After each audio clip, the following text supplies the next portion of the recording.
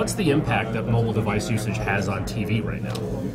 I think it impacts it in a lot of different ways. I mean, one, you can talk about the way we traditionally watch TV, in that you've got a lot more distraction now than you ever had before. You've got, I'll say, I don't know the exact number off my head, but I think it's upwards of 70% of time spent watching TV now is someone's consuming a second device, usually mobile, whether it's a phone or a tablet. So you do have a distraction, but you also have shared attention. So the world that we live in now. On the other side of it, you have the fact that so much, especially when you start to skew it younger, so much of what's been traditionally considered TV content is now being viewed on mobile devices. So the first screen isn't necessarily the primary source for a lot of folks. So it's impacting in a lot of different ways, and it's interesting as marketers how we deal with that. So how are brands handling that transition of going from the first screen to the best screen? Yeah. At Mediavest, we've adopted an integrated screen planning approach actually a number of years ago, and what it really means is following the user wherever they're at, and it's not just about finding them on TV; it's about finding them where they're engaged with their sight, sound, and video content. So that's the first thing, is really changing how we look at the marketplace. It really opens up the supply to where they're at in a meaningful way.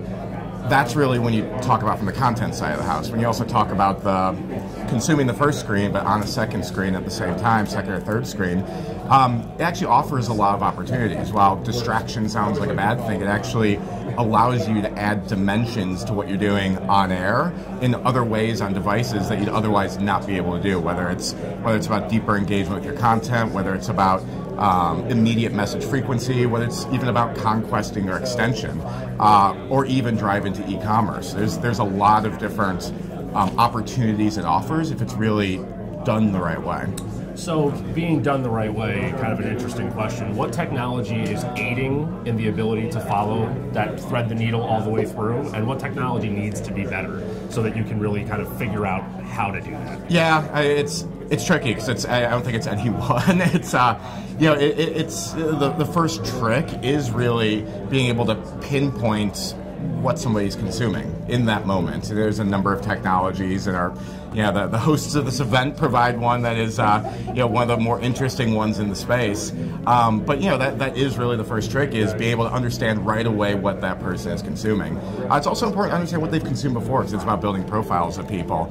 But then the second part of it is really how do you deliver to them in that moment at the same time, or in a moment where it makes sense. Your goal might not be to reach them at that moment. It might be to give them some time and hit them after the fact. But it really all starts with, and where we're getting to right now is getting that understanding of what they're really consuming, regardless of if it's time shifted, regardless of if it's on demand or via Netflix and ad free. There's a lot of power just in knowing what they're consuming.